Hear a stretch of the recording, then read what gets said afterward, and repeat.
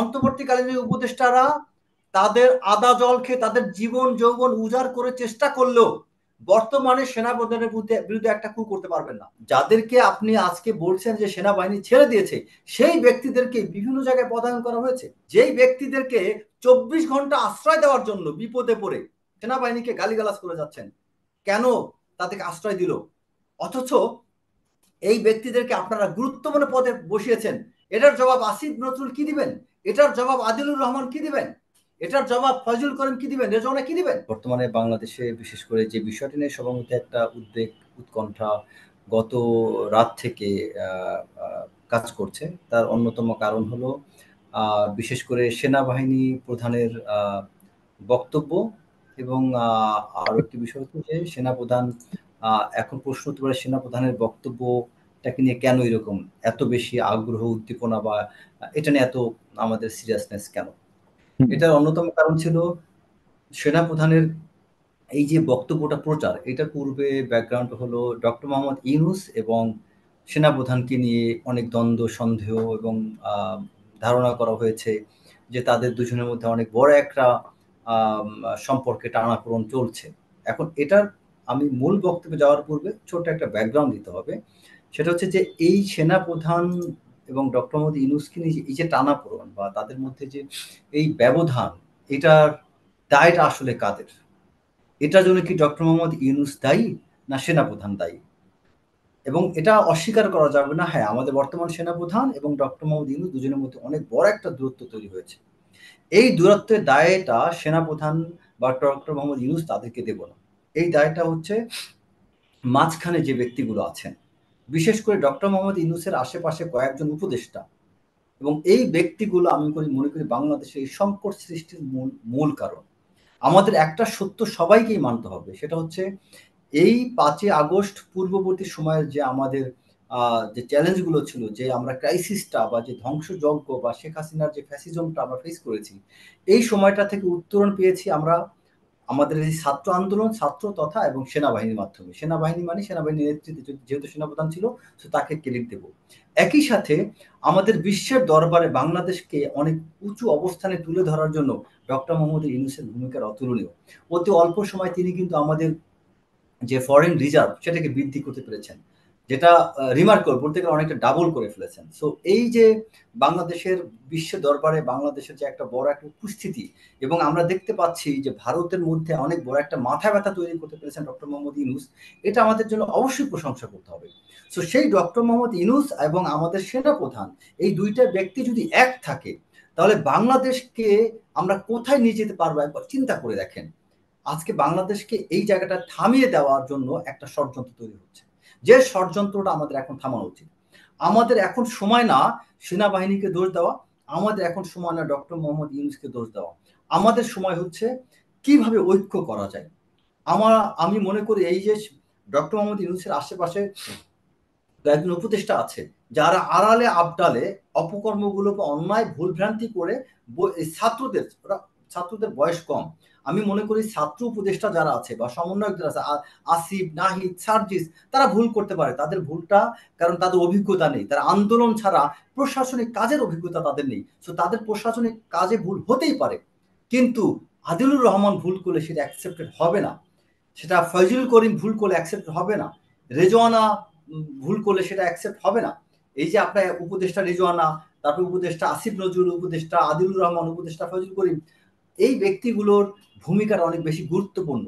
So এখানে বিশেষ করে আমি অনেকগুলো জায়গায় জুলকার নাইন সাহেরও একটা জায়গায় পোস্টে দিয়েছে এবং আমিও আরো অনেকগুলো জায়গায় দেখতে পেয়েছি যে আদিলুর রহমানের নামটা অনেক জায়গায় আসছে, যেই ব্যক্তি এই সেনা প্রধানের সাথে দূরত্বে অন্যতম অগ্রণী ভূমিকা রেখেছেন এবং আদিলুর রহমানের সাথে আরো কয়েকজন ব্যক্তি আছেন যাদেরকে, এবং এই যে মাহফুজ তার কিছু অপরিপক্কতা, তার সে অলরেডি, হ্যাঁ, তাকে আমি ধন্যবাদ জানাই যে তিনি তার একটা ফেসবুক পোস্টে তিনি সেটা নিয়ে তিনি দুঃখ প্রকাশ করেছেন যে তার শব্দ চয়নে ভুল হতে পারে। স্টিল আই অ্যাপ্রিসিয়েট করি যে অনেক বিজ্ঞ, প্রজ্ঞাবান, অনেক সিনিয়র আমাদের নেতা উপদেষ্টা তারা সহজে তাদের ভুল স্বীকার করেন না। এখানে মাহফুজ থেকে শিক্ষণীয় আছে যে মাহফুজ একটা ভুলকে স্বীকার করেছেন, যেটা অ্যাপ্রিসিয়েট করি। একই সাথে মাহফুজ যে ভুলটা করেছে এটা সত্যি তার মারাত্মক লেভেল অপরিপক্কতা ছিল, তার কিছু বক্তব্যের কারণে তিনি দূরত্ব আরো বাড়িয়েছেন, তাদের ভুলে যাওয়া উচিত হয়নি যে এই সেনাবাহিনী আমাদের সার্বভৌমত্বের প্রতীক, তাদেরকে আমাদের কাছে রাখতে হবে। আজকে তারা যে বিষয়টা নিয়ে কথা বলে যাচ্ছিল, আপনার যে এই যে ৬২৬ জন, এটা যে মূল কাহিনী, সেনা প্রধানের সাথে এই দূরত্বের মূল কাহিনীটা কি ছিল? এই ৬২৬ জন যে এদেরকে কি করলো? আপনি খেয়াল করে দেখেন, এই ৬২৬ জন ব্যক্তি, তাদের যাদেরকে আপনি আজকে বলছেন যে সেনাবাহিনী ছেড়ে দিয়েছে, সেই ব্যক্তিদেরকে বিভিন্ন জায়গায় পদায়ন করা হয়েছে। এটার বিস্তারিত দেখতে চাইলে আমি দর্শকদেরকে বলবো, আমার ফেসবুক ওয়ালে গেলে লিস্ট দেখতে পারবেন যে ওই সময়ের কোন কোন কর্মকর্তারা কোথায় কোথায় পদায়ন আছে। আমি তাও কয়েকটা নাম দর্শকের উদ্দেশ্যে আমি বলবো। যেমন বর্তমানে যাদেরকে এই আপনার এই যে সেনাবাহিনী যারা যে ২৬ জন ছিল, তাদের মধ্যে যেমন বগুড়া সেনানিবাসের মৌসিয়া তাবাসসুম, যিনি শাহজাহানপুরের ইউনো ছিলেন, তিনি পালিয়ে ক্যান্টনমেন্টে আশ্রয় নিয়েছিলেন। বর্তমানে তিনি সাভারের পিএটিসিতে ফ্যাকাল্টি মেম্বার হিসেবে কর্মরত। তাকে তো, তিনি কিন্তু লিস্ট অনুযায়ী ৬২৬ জনের লিস্টে ২৬ নম্বর আছেন, তাকে তো এখন পর্যন্ত বরখাস্ত করা হয়নি। আচ্ছা, তারপরে চট্টগ্রাম সেনানিবাসে যিনি আশ্রয় নিয়েছিলেন ৬২৬ জনের একজন, সেটা হচ্ছে অন সাই মার্মা, যিনি ইউনো রাউজানের ছিলেন। বর্তমানে তিনি বিডা চট্টগ্রাম অঞ্চলে কর্মরত ডিডি হিসাবে, যার সিরিয়াল হচ্ছে লিস্টে ৩২ নাম্বার। তারপরে ঘাটাল সেনানিবাসে আশ্রয় নিয়েছিলেন মামুনুর রশিদ, ইউনো ভুয়াপুর, যিনি বর্তমানে পিরোজপুর সদরের ইউনো হিসেবে কর্মরত। আপনি চিন্তা করেন, যিনি ভুয়াপুরের, টাঙ্গাইলের ভুয়াপুর গুরুত্বপূর্ণ জায়গা, টাঙ্গাইলের ভুয়াপুরের ইউনো, যিনি ৬২৬ জনের লিস্টের ৭৬ নাম্বারে ছিলেন। আমি রিপিট করছি, টাঙ্গাইলের ভুয়াপুরের ইউনো আপনার মামুনুর রশিদ, তিনি ৬২৬ জন ব্যক্তির ৭৬ নম্বর সিরিয়ালে, সেই ভুয়াপুরের ইউনোকে পিরোজপুর ইউনো হিসেবে পোস্টিং দেওয়া হয়েছে। আপনি এখানে তামাশা করছেন, ব্লেম দিচ্ছেন সেনাবাহিনী ৬২৬ জন কি করলো? এটা কি একটা মস্করা হয় না আমাদের জাতির সাথে?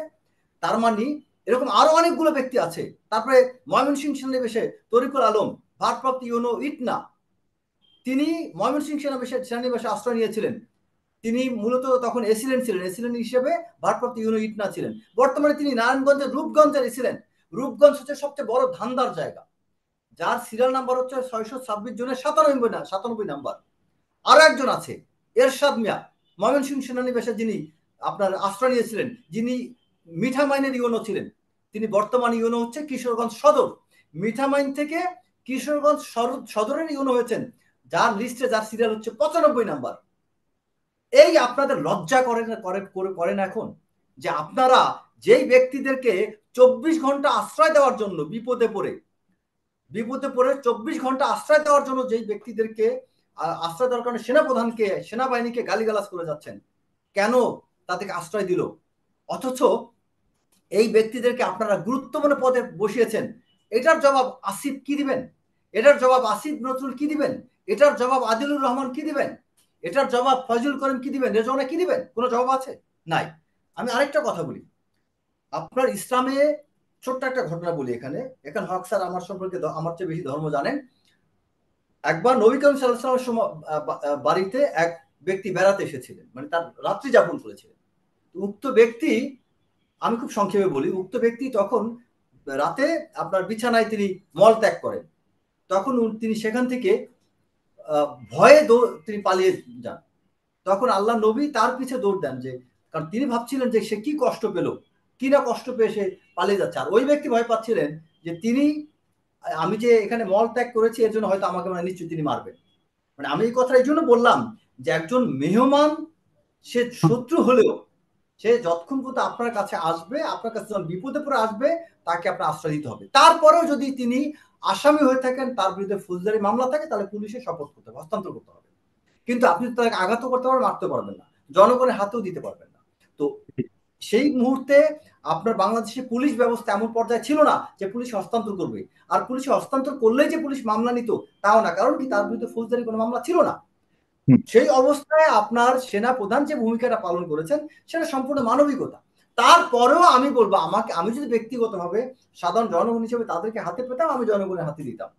কিন্তু আপনি চিন্তা করেন, আমি এই চিন্তা করতে, বড় একটা লুকোচুরি তো হয়েছে, বড় একটা লুকোচুরি হয়েছে, এই ব্যাপারে কোনো সন্দেহ নেই। আমি কারণ এই আমরা গত কথাগুলো, সেই ঘটনার পর থেকে আমরা বহুবার জনগণের পক্ষ থেকে জানতে চাওয়া হয়েছে, সরকারের কাছ থেকে জানতে হয়েছে যে কারা সেখানে ছিল, তাদেরকে কি করেছেন। এই সেনাবাহিনীর পক্ষ থেকে কিন্তু কখনোই এটা স্পষ্ট করা হয়নি। না, এখন আমরা বিষয়টা নিয়ে আমরা যতটুকু জেনেছি। এত এটা সাগর কিন্তু ভাই, বিষয়টা নিয়ে গতকালকে আমরা যে ঘটনা, এত আমি বেশি। সেখানে একটু আসতে চাই আপনাকে। আপনার গতকালকে আসলে হ্যাঁ, কি ঘটনা ঘটেছে? ওখানে কোনো ধরনের মিটিং চলেছিল? না, না, আমরা শুনেছি যে অনেক এখানে এই বিষয়গুলো নিয়ে না, আচ্ছা এই বিষয়গুলো, এই যে লিস্টটা শেষ পর্যন্ত পাবলিশ করলো, বাট আমরা লিস্ট দেখে তো এখন দেখতেছি, এই হুম লিস্টে তো আমরা দেখতে পেলাম যে আসলে এখানে অনেকে বলছে ওবায়দুল কাদের ছিল, অমুক অমুক ছিল, অনেক হাই ভোল্টেজ ব্যক্তিগুলো কিন্তু এখানে নাই।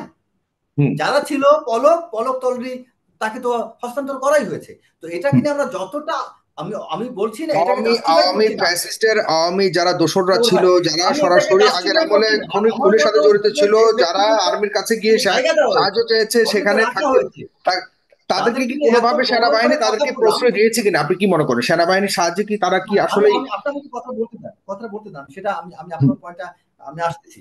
এখানে সেনাবাহিনী যাদেরকে নিয়ে আমি যত বড় করে কথা বললাম, আমি এখানে বলছি না তারা কেউ একজন প্রত্যেক অপরাধী, কিন্তু আমার কথা এই প্রতিটা অপরাধীর কারোর বিরুদ্ধে কোনো ফৌজদারি মামলা ছিল না, এক। দুই হচ্ছে এই ব্যক্তিগুলো অবশ্যই, তারপরেও আমাদের যদি বৈপ্লবিক সরকার গঠন হতো তাহলে সেনাপ্রধান অবশ্যই সেই জায়গায় ওই ভূমিকাটা নিতেন। কিন্তু আমরা যেভাবে সরকার গঠন করছি, সার্বিক যে অবস্থা ছিল, সবাই এখানে সুযোগ দিয়েছে। একা সেনাপ্রধানকে, আর্মিকে কেন আপনারা দায়ী করবেন? সবাই সুযোগ দিয়েছে, আমি আপনাকে প্রমাণ দিলাম না? এই যে কর্মকর্তাদেরকে পোস্টিং প্রদান কারা করেছে? আমি মনে করি এখানে সেনাবাহিনীকে আমি নির্দোষ বলছি না। সেনাবাহিনী অবশ্যই যদি সেই কাজটা করতো, পাবলিককে দিয়ে দিত, বা এখানে যদি তাদেরকে যদি মামলা দিয়ে যদি কোন প্রক্রিয়া গ্রহণ করা হতো, আমি ব্যক্তিগতভাবে খুশি হইতাম, আমার মনে তৃপ্তি পেত। কিন্তু বিষয়টা হচ্ছে, এখানে একটা বিষয় হচ্ছে কি যে আপনি ভুল করছেন, আরেকটা হচ্ছে অপরাধ করছেন। হুম এখন বিষয় হচ্ছে তার ইন্টেনশন কি ছিল, এটা একমাত্র সেনাপ্রধান জানেন। হুম। তার ইন্টেনশন আপনি ব্যাখ্যা করতে পারবেন, তিনি নিজে জানেন। তার ইন্টেনশন যদি হয় শেখ হাসিনার পক্ষে কাজ করা, তাহলে অবশ্যই তিনি দেশদ্রোহিতা করছেন। তার ইন্টেনশন যদি হয় মানবিকতা, তাহলে আমি এক্ষেত্রে তাকে বিষয়টাকে আমি নমনীয় হয়ে দেখবো। তার ইন্টেনশন যদি হয় যে আমি আসলে এদেরকে কোনো ফৌজদারি মামলা নাই, তাই আমি এদেরকে আমি ছেড়ে দিলাম, এইটা হচ্ছে তার অপারগতা, বা আমি তার বলবো যে এই জিনিসটা হয়তো তিনি ভালো করে বুঝতে পারেননি। এখন তার ইন্টেনশন কি, আমরা তো এটা কনফার্ম জানি না। আচ্ছা, হুম। এখন আপনার যে প্রশ্ন উত্তর আসি, সেটা হচ্ছে কি যে বাংলাদেশে এই যে এখন যে অবস্থা, এরকম একটা অবস্থার মধ্য দিয়ে আমরা মাঝখানে শুনতে পেলাম যে আমাদের এফডি পিএসও যিনি আছেন লেফটেন্যান্ট জেনারেল কামরুল, তাকে নিয়ে চিফ অ্যাডভাইজার কিছু একটা, বা চিফ অ্যাডভাইজার ঠিক না, তার অফিস কিছু একটা পরিকল্পনা করেছে, যেটা হুম। সেনা প্রধানের জ্ঞাতসারে না, বা সেনা প্রধানের পরামর্শ করবে না। তো আপনাকে একটা বিষয় ইতিহাস মনে রাখতে হবে। কে করছে, আপনার কে করেছে, তার ইয়েটা কি? এটা হচ্ছে তাকে চিফ অ্যাডভাইজার অফিস তথা চিফ অ্যাডভাইজার তিনি হতে পারেন, বা তার সাথে কয়েকজন উপদেষ্টা হতে পারেন, যেটা হুম আমি কনফার্ম জানি না সেটা বলবো না, বাট এটু কনফার্ম যে হুম। চিফ অ্যাডভাইজার অথবা তার অফিসের কয়েকজন উপদেষ্টা তারা মিলে এটার সাথে তাদের যোগ সাজসেই আপনার পিএসও লেফটেন্যান্ট জেনারেল কামরুলকে আপনার হয়তোবা সেনাপ্রধান বানাতে চেয়েছেন, অথবা তাকে কোনো বিশেষ কোনো দায়িত্ব বা কোনোভাবে তাকে আপলিফটেড করতে চেয়েছেন ওই সেখানে মুহূর্তে। কি ডক্টর মোহাম্মদ ইউনূসের কোনো সংশ্লিষ্টতা ছিল, আছে? এটাই তো, এটাই প্রশ্ন, যেমন হতে পারে ডক্টর মোহাম্মদ ইউনূস এটা সংশ্লিষ্টতা ছিল না। এখন যদি এইটাকে, এখন ব্যাপারটা সংশ্লিষ্টতা থাকুক না থাকুক, কোন একজন উপদেষ্টা এই প্রচেষ্টা করা মানে ডক্টর মোহাম্মদ ইউনূসকে তো বুঝতে হবে, আপনাকে হুম। ইতিহাস থেকে শিক্ষা নিতে হবে। পাকিস্তানে যখন ভুট্টোর ফাঁসি হয়, কেন কেন ভুট্টোর ফাঁসি হয়েছিল, কেন আপনার নওয়াজ শরীফের সময় যখন জেনারেল পারভেজ মোশাররফ ক্ষমতা আসে, কিভাবে ক্ষমতা আসছিল, যখন পারভেজ মোশাররফকে সরানোর চেষ্টা করা হয়েছিল, যখন জিয়াউল হক যখন আপনার জিয়াউল হককে যখন সরানোর চেষ্টা করেছিল, তখনই কিন্তু কাউন্টার কুর মাধ্যমে ওই রাষ্ট্রপ্রধানের বিরুদ্ধে অ্যাকশন হয়, ফাঁসি দেওয়া হয়। ঠিক এত কিছু জানার পরে বাংলাদেশে এমন একটা পরিস্থিতি, নাজুক অবস্থায়, বোঝা উচিত আমাদের শত্রু এখন ঠিক। সরব, আমাদের শত্রু আওয়ামী লীগ এখন অ্যাক্টিভ, এখনো ইন্ডিয়া একটা আমাদের জন্য একটা হুমকির একটা অবস্থানে আছে। এইরকম অবস্থায় আমরা কি করে পারি পরিস্থিতি মোটামুটি এখন স্বাভাবিক থাকবো? পর্যায়ে এরকম কোনো ঘটনা ঘটেনি, আমরা যতটুকু এখন এতক্ষণ পর্যন্ত যতটুকু জেনেছি, হ্যাঁ, বা ঘটনা এরকম ঘটেনি, কোনো বাট ঘটনা ঘটেনি। আমি মোহাম্মদ আরো রাকিবের কাছে ঘটেনি। যেতে চাই। হুম এমন এমন কথাও মানে এমন সব গুজবও আপনার ছড়িয়েছে যে আহ, রাষ্ট্রপতিকে দিয়ে স্বাক্ষর করানোর চেষ্টা করা হয়েছিল সেনাপ্রধান কে এখানকে সরিয়ে নতুন একজনকে বসানোর জন্য। এখন রাষ্ট্রপতি এই মুহূর্তে, এবং এটাও বলা হচ্ছে যে রাষ্ট্রপতি যদি তিনি না হয়ে অন্য কেউ হতেন তাহলে তো স্বাক্ষর করে দিতেন, এবং এই রাষ্ট্রপতিকে রাখার কারণেই আজকে সেনাপ্রধানকে চেঞ্জ করা যায়নি। এই যে কত কথাগুলো ছড়াচ্ছে, একটা বিষয় এগুলো খেয়াল সব রাখতে হবে। সব কি গুজব, নাকি আসলে না, কোনো সব গুজব বাস্তবতা না, ছিল? না, না, ডেফিনেটলি সব গুজব না, সব গুজব এখানে না, কিছু কিছু হলেও অংশ সত্য আছে। হ্যাঁ, কিছু ধন্যবাদ সত্যতা আছে। আপনাকে। তবে এর কোনো কিছুই ঘটেনি, এটাও সত্য এখন পর্যন্ত।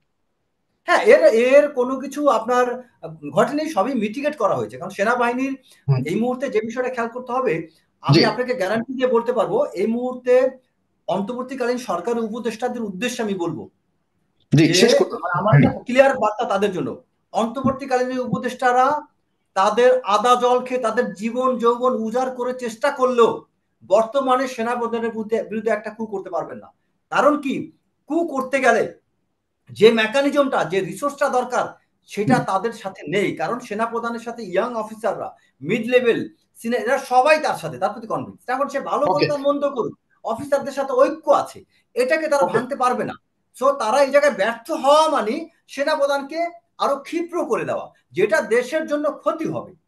জি, থ্যাংক একদম ইউ। স্পষ্ট, খুবই ভয়ঙ্কর একটা তথ্য দিলেন। এটা হোক বা না হোক, এমন যদি প্রচেষ্টাও হয়ে থাকে তাহলে আমাদের জন্য বড় চিন্তার একটা বিষয়।